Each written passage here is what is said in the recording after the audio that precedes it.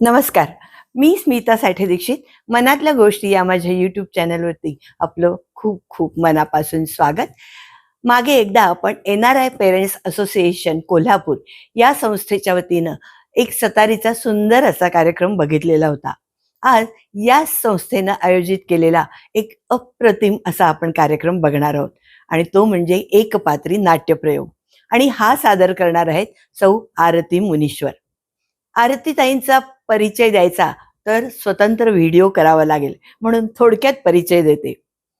आरतीताई या मूळच्या पैठणच्या संत एकनाथ महाराजांच्या घराण्यातल्या 13व्या पिढीतल्या आहेत, तर कोल्हापूरच्या अंबाबाईच्या पुजारी घराण्याच्या सुनबाई आहेत.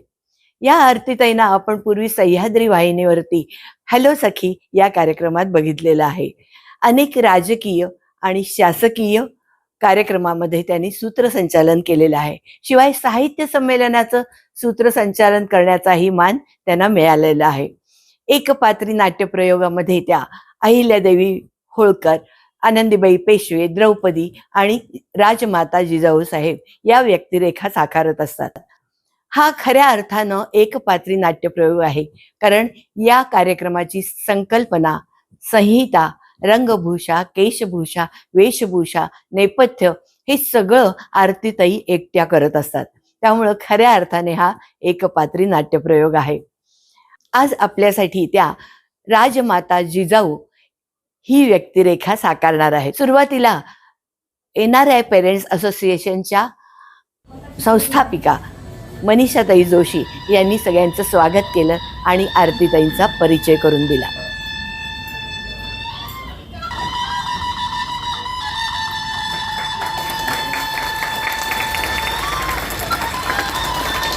एवढ्यातच राजमाता जिजाऊ साहेब प्रवेशकर्त्या झाल्या.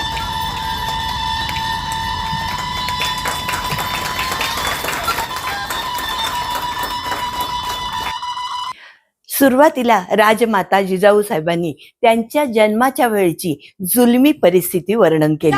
बारीकशाही, अनन्वित अत्याचार आणि जुलमांनी नुसता मराठी राज्याला पिसाळून टाकलं. एका पाठोपाठ एक 62 सुलतानांनी आपल्यावर राज्य केलं. इथे रक्त सांडलं ते स्वकीयांचं, इथे अश्रू सांडले ते पिचलेले रयतेचे. पोरी बाळींच्यावर दिवसा ढवळ्या अत्याचार व्हायला लागले.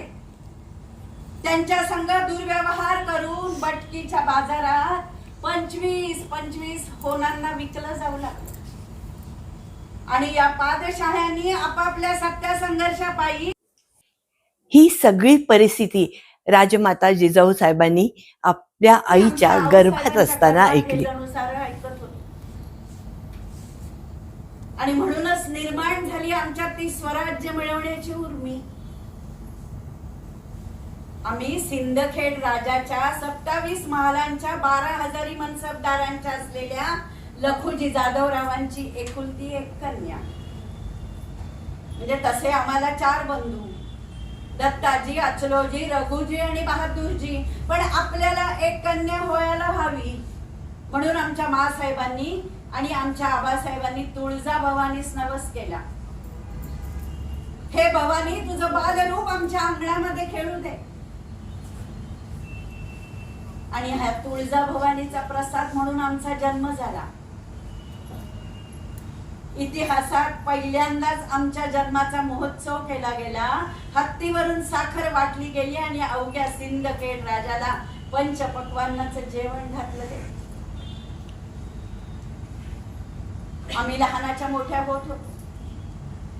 आबासाहेबांच्या संग दरबारात जाऊन बसत होतो. अगदी 3-4 वर्षाचं वय असेल आमचं. आम्हाला सागरगोटे, भातुकली, छापा पाणी असली पोरी टोरींची खेळ कधी आवडलेच नाही.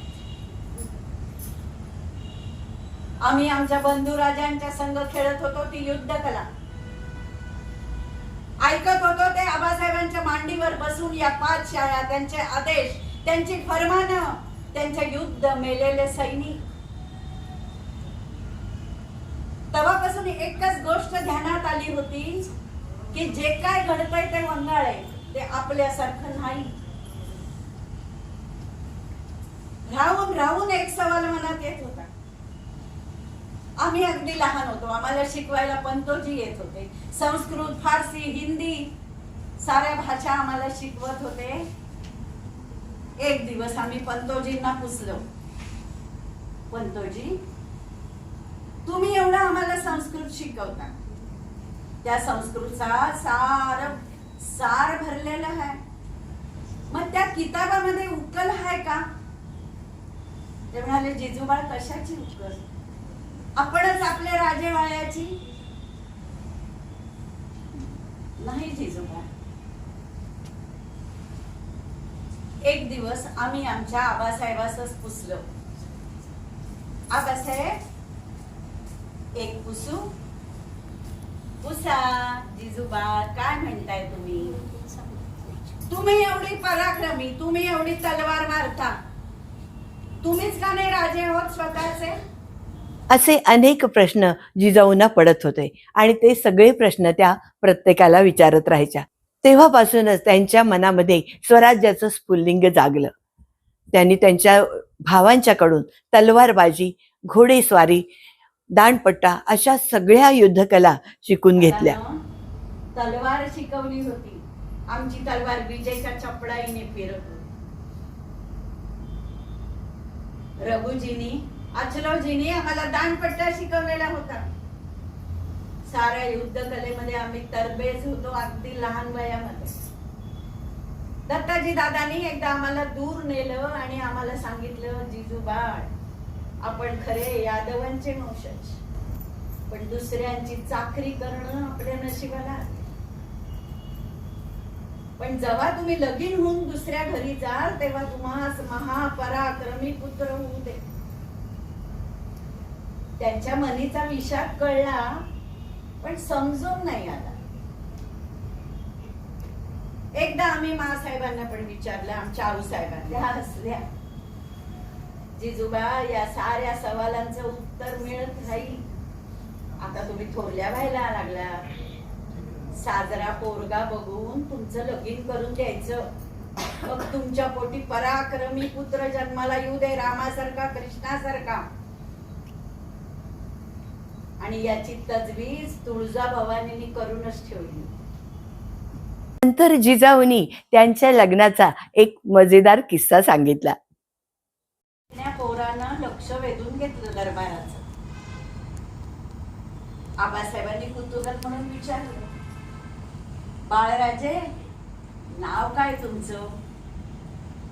बाळराजांनी आपल्या कमरेच्या तलवारीला हात लावला, मोठ्या ऐटीत उत्तर दिलं, शहाजी राजे बिन मालोजी राजे भोसले.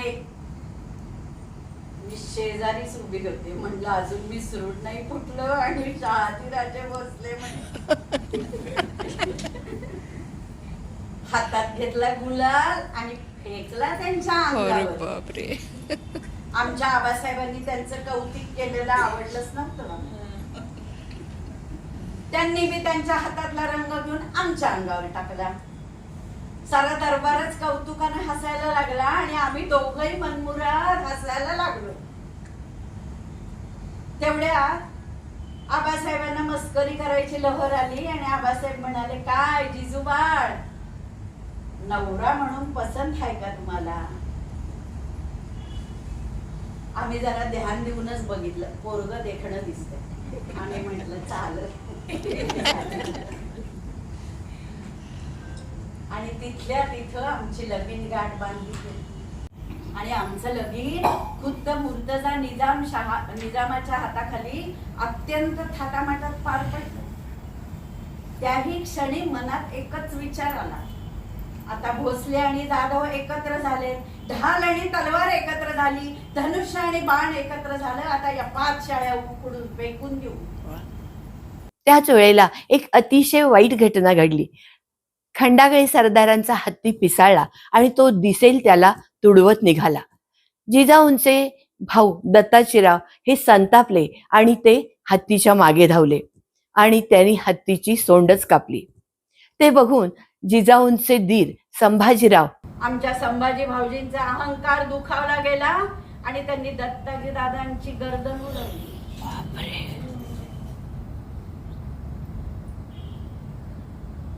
आबासाहेबांना ही गोष्ट कळल्याबरोबर ते पाठीस वळले आणि त्यांनी संभाजीची मान मारली. एवढंच नाही, आपल्या जावयावर म्हणजे आमच्या धन्यावर सुद्धा त्यांनी तलवार चालवली.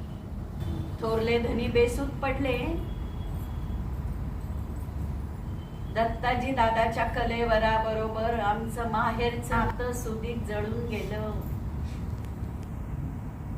आमच्या धन्यावर आबासाहेबांनी चालवलेली तलवार आम्हाला क्षम्यच नव्हती. आम्ही कधीही माहेराकडे उलटून पाहिलं नाही. सासरी गेल्यानंतर जिजाऊंनी आजपर्यंत ऐकलेले पातशाळ्यांचे जुलूम प्रत्यक्ष डोळ्यांनी पाहिले आणि आमच्या रक्तामध्ये जणू विखार पेटला. रक्त जणू उकळू लागलं आणि असं वाटायला लागलं हे सारं कशासाठी? या पातशाह्यांच्या चाकरीसाठी. या पातशहांना इथून हुसकून लावायचं. हा सूर्य आमचा, हा चंद्र आमचा, ही माती आमची, तर राज्य सुद्धा आमचंच. आमचा तख्त, आमचा झेंडा, आमचं सिंहासन. आणि या ध्यासानं जणू या वैश्विक शक्तीनं आमच्या गर्भामध्ये पुन्हा प्रवेश केला. आता आम्ही 6व्यांदा गरोदर होतो. पण या वेळेस मात्र आमचे डवाळे वेगळे. डवाळे जसे लागले तसे आम्हाला सरबत, मस्कती, डाळिंब काही नको होतं. आम्हाला वाटायला लागलं शस्त्रांचा दणदणाट ऐकावा, उंचच उंच डोंगर चढावेत, तोफांचे आवाज ऐकावे, तुळजाभवानी सारखा त्रिशूळ हातात घ्यावा आणि भोसकावा त्या पातशाह्यांच्या छाताडामध्ये. आम्ही वळिकलं आमच्या पोटी बाळ जन्माला येणार, ते स्वराज्य मिळवणार नव्हे. आम्ही त्याच्यावर गर्भसंस्कारच करू लागलो. बाळाशी बोलू लागलो. बाळराजे, तुम्हाला जन्माला यायचंय ते स्वतंत्र राष्ट्र निर्माण करण्यासाठी. तुम्ही कुणाला मुजरा करणार नाही. तुम्हाला स्वराज्य स्थापन करायचंय. आम्ही जे काय खात होतो, पीत होतो, तो सारा ध्यास आम्ही त्या आमच्या बाळाच्या रक्तामध्ये वाहत होता. स्वराज्य आणि स्वराज्य याच्याशिवाय आम्हाला दुसरं काही सुचतच नव्हतं. आणि त्या गर्भाचे संस्कार आमच्या पोटातल्या बाळावर झाले. तुळजाभवानीला प्रार्थना करत होतो. हे चंड मुंड खंड प्रचंड शौर्य विलासिनी, हे राम वरदायिनी, हे शारदे, हे चंडिके, हे अंबिके, मज दान दे, वरदान दे, पुत्र दे ऐसा गुंडा ज्याचा तिन्ही लोकी झेंडा. आम्ही आता या गर्भातल्या बाळासंग आम्ही बी वाढत होतो. आणि आता बाळतपणाचे दिवस आले आणि थोरले महाराजांना मोहिमेवर जावं लागलं. तेव्हा ते आदिलशाह्यांच्या चाकरीमध्ये आमच्या बाळतपणाची काळजी लागल्यावर आम्ही त्यासनी सांगितलं आम्हाला शिवनेरी किल्ल्यावर सोडा. हा शिवनेरी किल्ला आम्हाला बोलवतो. काहीतरी नातं आहे या शिवनेरी किल्ल्याशी आमचं. आणि आमच्या सूनबाईच्या वडिलांच्या तिथे विश्वासरावांच्या जोखमीवर आम्हा सोडून थोरले महाराज मोहिमेवर निघून गेले. आम्ही आता वाकलो होतो. गर्भाच्या भारानं जडावलं होतो. वाट बघत होतो ती फक्त प्रसूतीची. दररोज शिवनेरी देवीला, शिवाई देवीला प्रार्थना करत होतो. रोज तुळजाभवानीला प्रार्थना करत होतो, आम्हाला पराक्रमी पुत्र दे. हळूहळू प्रसूतीचा दिवस जवळ आला. निष्णात सुईणी आमच्या इथे आल्या. आणि आला तो सोन्याचा दिवस आला. फाल्गुन वद्य तृतीया. 300-350 वर्ष जे ग्रह थांबलेले होते ते सारे शिवनेरी भोवती गोळा झाले. तो क्षण आला, तो सुवर्णाचा क्षण आला, तो आनंदाचा क्षण आला आणि तो एक महापुरुषाला जन्म देण्याचा क्षण आला.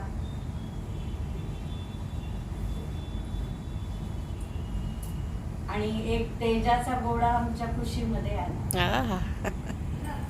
जिजाऊ पोटी शिव प्रसवला, शिवनेरीवर बाळ जन्मला, शिवनेरीवर बाळ जन्मला, शिवनेरी. साखर थैल्या थोरल्या महाराजांच्याकडे रवाना झाल्या.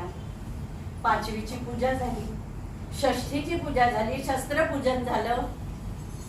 5वीला सटवाईची पूजा केली आणि मी सटवाईला सांगितलं तू काही पण भाग्य लिही, पण मी माझ्या बाळाचं भाग्य लिहिणार, त्याला स्वराज्य संस्थापक करणार.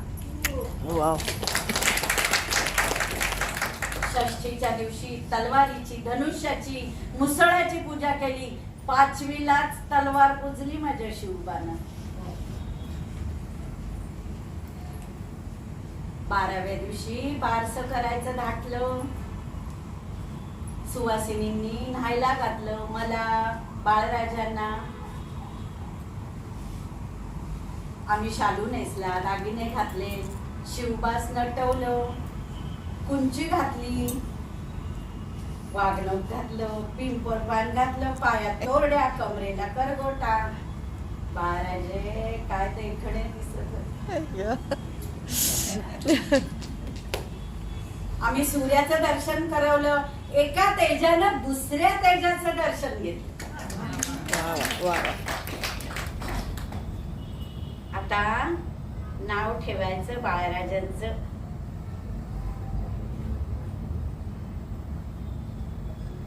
कुणी गोविंद घ्या, कुणी गोपाळ घ्या, कुणी माधव घ्या, कुणी मुकुंद घ्या.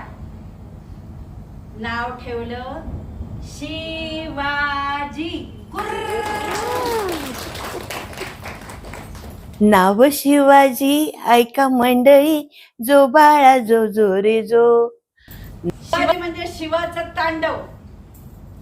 वा म्हणजे वासुदेवाची कूटनीती. जी म्हणजे जिजा आणि जी म्हणजे जिजाईची जिगर. वा वा वा. शिवबाला पाळण्यात घातलं. आम्ही अंगाई म्हंटली, पण बा निजगडे निजगडे म्हणून झोपवलं नाही शिवबाला. त्याला सांगितलं बाळा जागा राहा. जागा राहून या 5 शाह्यांच्या छाताडावर नाच. ते स्वकीय होते. थोड्याशा तुकड्यासाठी 5 शाह्यांचे पाय चाटणारे होते. एकदा मन मेली ना की माणसाला अपमानाचं काही वाटेनासच होतं. आणि ही त्यांची जी शौर्याची मनगट होती ती गहाण पडली होती या 5 शाह्यांच्या पायाची. आम्हाला हे मंजूरच नव्हतं. आम्हाला परकीय सत्ताच मंजूर नव्हती. शिवबा थोरले झाले, 7 वर्षाचे झाले आणि त्यावेळेस आम्हाला थोरल्या महाराजांच्याकडून सांगावा आला. त्यांनी बंगळुरास आपलं स्थायी वास्तव्य ठेवलेलं होतं. आदिलशहाने मोठी जहागीर दिली होती. का दिली होती? त्यांना तिथे अडकून ठेवायचं, म्हणजे महाराष्ट्रात जाऊन हा माणूस काही करणार. महाराष्ट्रात आमची वंश परंपरागत जहागीर होती, पुनवडी होती, सुप, इंदापूर, चाकण किल्ले होते आमच्याकडे, पण सारे आदिलशहाच्या ताब्यात. 7 वर्षाच्या शिवाजीला घेऊन आम्ही तिथे राहिलो म्हणजे चैनीत नाही राहिलो. आम्ही तिथे शिकलो महाराजांच्याकडे राज्य कारभार कसा करायचा, मुत्सद्दीपणा कसा असला पाहिजे, तहनामे कसे झाले पाहिजेत, वेळ प्रसंगी राज्याला सुरक्षित कसं ठेवलं पाहिजे, हिशेब ठिशेब कसे असले पाहिजेत. 5 वर्ष आम्ही जणू रीतसर शिक्षण घेतलं याचं. एक दिवस थोरल्या महाराजांच्याकडे प्रस्ताव मांडला. आम्ही वळिकलं, इथं जर शिवबा राहिला तर या गरम वातावरणामध्ये तो राजा म्हणून घडणं शक्य नाही. तो पण या 5 शाह्यांची चाकरी करायला जाईल. मनात असतं तर कुबेराच्या शेजारी खुरमांडी घालून आम्ही राज्य उपभोगलं असतो. शालू शेले होते, पालख्या होत्या, मेणे होते, दासदासी होत्या, दुर्डीभर दागिने होते आमच्याकडे, पण आम्हाला त्याचं आपूत नव्हतं. शेवटी ते या 5 शाह्यांच्या चाकरीत ना आलेले. आम्हाला हे मान्य नव्हतं. आम्ही एक दिवस त्यांना सांगितलं, थोरल्या महाराजांना, आम्ही पुनवडीस जातो, आपली जहागिरी सांभाळतो, आम्हाला आज्ञा द्यावी. आम्ही कर्तबगार आहोत. आमच्या नशिबाने आम्ही तरू किंवा मरू. शिवबांना घेऊन जिजाऊ साहेब पुनवडीत आल्या आणि तिथल्या पांगलेल्या जनतेला त्यांनी एकत्र केलं आणि विश्वास दिला, आम्ही आहोत. नापीक झाली होती, त्याच्याबरोबर ओसाड जमीन सुद्धा पिकवण्यासाठी त्यांना परावृत्त केलं आणि मुख्य म्हणजे त्यांना विश्वास दिला, आम्ही आहोत. यापुढे तुमच्या केसाला बी धक्का लागणार. हळूहळू पांगलेली रयत इथं आली. हा कसबा गणपती बापुडवाना पडलेला होता मातीच्या ढिगाऱ्यावर. त्यास आम्ही उचलून त्याचं मंदिर बांधलं आणि त्याच्याकडनं आशीर्वाद घेतला. बा गणेशा, स्वराज्याला आम्ही सुरुवात करतोय, आशीर्वाद दे. आपल्या स्वराज्याला या मराठा सरदारांचा हात लागला पाहिजे. ते तिकडे 5 शहांची त्यांना नोकरी केली नाही पाहिजे म्हणून आम्ही त्यांच्याशी संबंध प्रस्थापित करण्यासाठी शिवबाची 8 लग्न केली.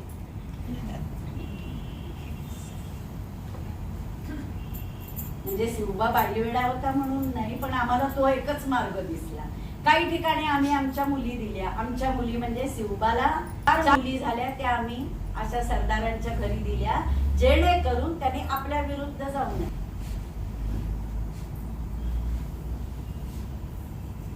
तुफान घोडदौड चालली होती शिवबाची, पण सतत नियोजन होतं ते आमचं. कुठला किल्ला कधी घ्यायचा, कुणावर कधी हल्ला करायचा, वेळ पडलीच तर किल्ला सोडून कसा द्यायचा, हे सारं आम्ही शिवबास मार्गदर्शन करत होतो, नेकीचा सल्ला देत होतो. पण जसं जसं स्वराज्याचा वार उधळला तसा तसा स्वराज्यावर संकट यायला सुरुवात झाली. आपलीच लोक फितूर व्हायला लागली. या फितोरीचा बंदोबस्त करणं सुद्धा भाग होतं. स्त्रियांचा सन्मान व्हायला पाहिजे हा पहिला महामंत्र मी शिवबास दिला. आणि रांजाच्या पाटलानं गावातल्या बकुळ संघ विनयभंगाचा प्रयत्न केल्यावर त्याचा चौरंगा केला. हातपाय छाटून त्याला वेशीवर टांगला होता की यापुढे कुणाची हिंमत नाही झाली पाहिजे. शिवबास एकच सांगितलं, मंदिराचा कळस, अंगणातली तुळस, गोठ्यातली गाय आणि घरातली माय सुरक्षित राहील. नंतर अफजल खानाचं संकट आलं. शिवबांना चुहा म्हणणाऱ्या अफजल खानास भेटीस बोलवून गनिमी काव्यानं त्याचा खात्मा केला. त्यातल्या कटारीने शिवबाच्या पाठीवर वार केला. टरटर टरटर अंगारका फाटला आणि चिलखताला जाऊन कट्यार भेटली. तेवढा शिवबानं हातातला बिचवा काढला आणि खुपसला अफजुल्याच्या पोटामध्ये. बळा बळा सारी आतडी बाहेर आली, कोथळा बाहेर आला. कडकडले स्तंभ, गडगडले गगन, अवनी होता हे कंपायमान. कडकडली नक्षत्रे पडतात ती जाण, उग्र रूपे प्रगटला सिंहवदन. आज या खान रूपी हिरण्यकश्यपूचा वध करण्यासाठी माझा शिवबा आज नरसिंह झाला. मस्तक घेऊन नाही तो शंकर आमच्याकडे रायगडावर आले. आम्ही म्हटलं मरणांत वैर आता मरणानंतर नाही, त्याच्या मुंडक्याचं रीतसर दहन करा. एक संकट तर नाहीस झालं, पण संकट भित्री असतात, एकली येत नाहीत, हातात हात घालून येतात.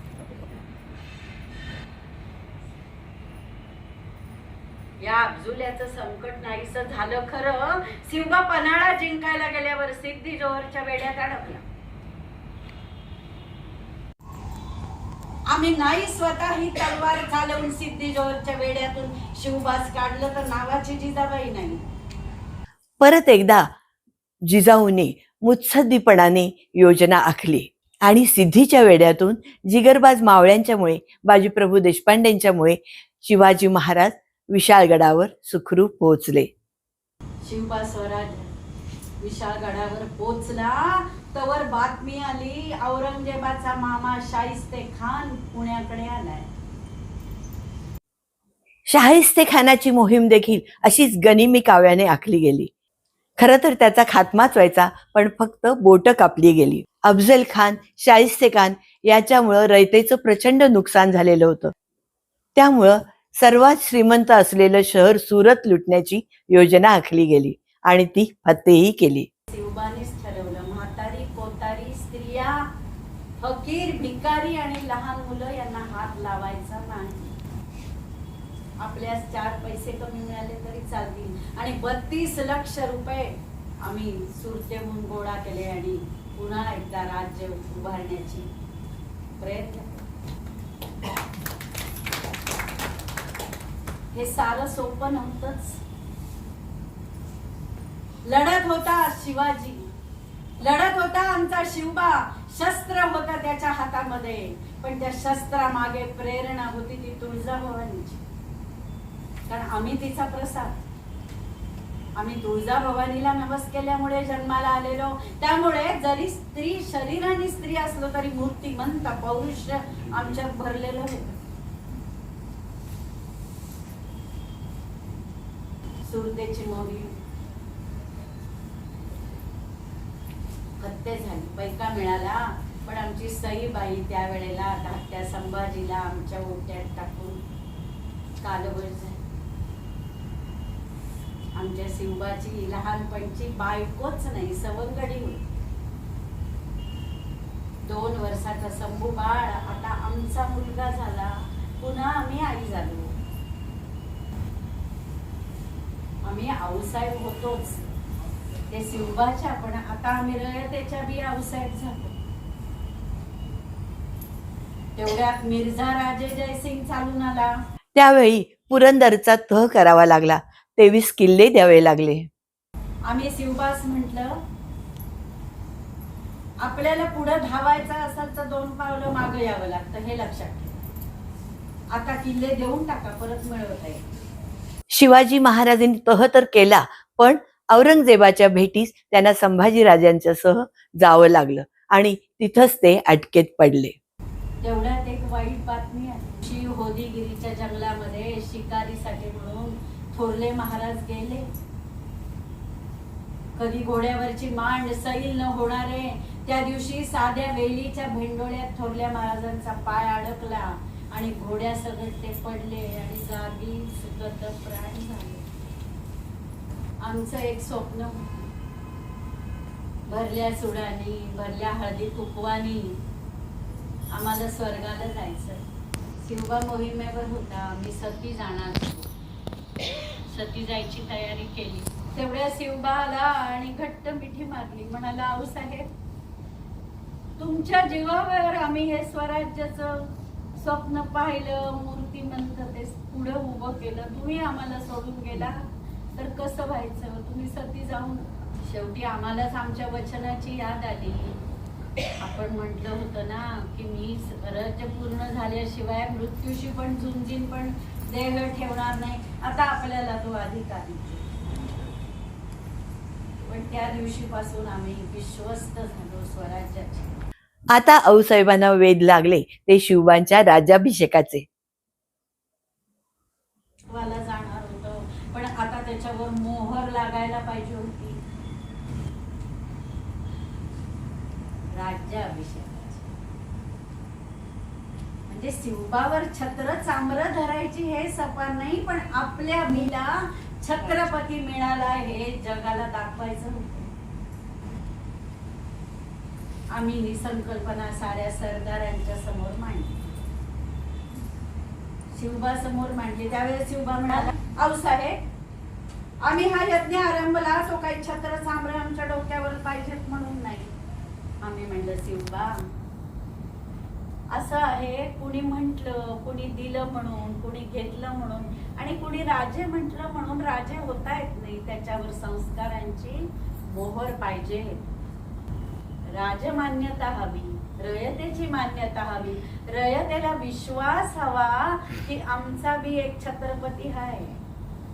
त्यासाठी तुमच्यावर राज्याभिषेक होणं गरजेचं आहे.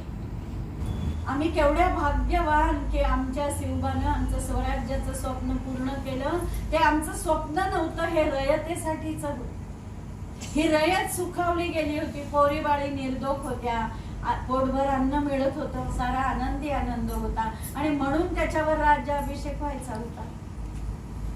प्रौढ प्रताप पुरंदर, क्षत्रिय कुलावतंस, गो ब्राह्मण प्रतिपालक, सिंहासनाधीश्वर, श्री छत्रपती शिवाजी महाराज की जय.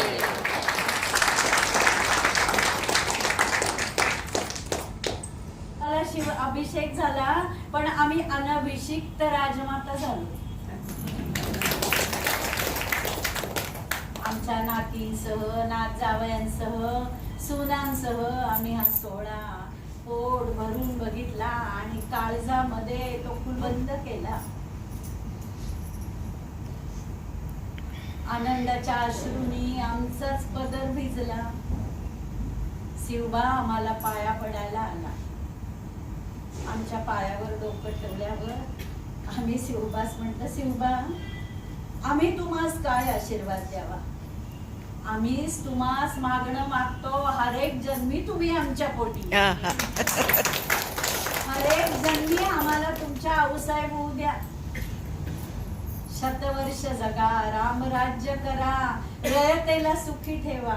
दम्याने उचल खाल्ली होती, खोकला मिटत नव्हता. आम्ही शिवबास म्हटलं, आम्हाला पाचाडला पोचवा. पाचाडा चालू.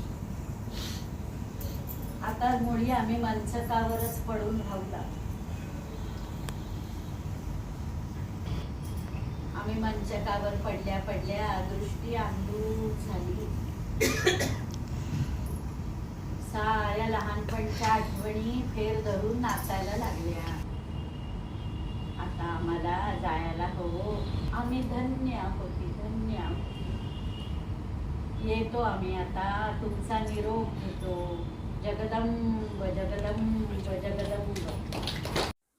राजमाता जिजाऊबाई साहेबांनी देह ठेवला. एक तेजोमय ज्योत शांत झाली आणि इतका वेळ दाटलेले अश्रू मोकळे झाले. कार्यक्रम संपला आणि NRI पेरेंट्स असोसिएशनचे संस्थापक श्रीयुत जगदीश जोशी सर यांनी आरतीताईंचा सत्कार केला. त्या सत्काराला उत्तर देताना आरतीताई म्हणाल्या, प्रथम मी तुमच्या सगळ्यांचे मनपूर्वक आभार मानते. आणि जिजाबाई हा कार्यक्रम करायला मला अत्यंत आवडतो, कारण 1 तास तरी मी शिवबाची आई होते.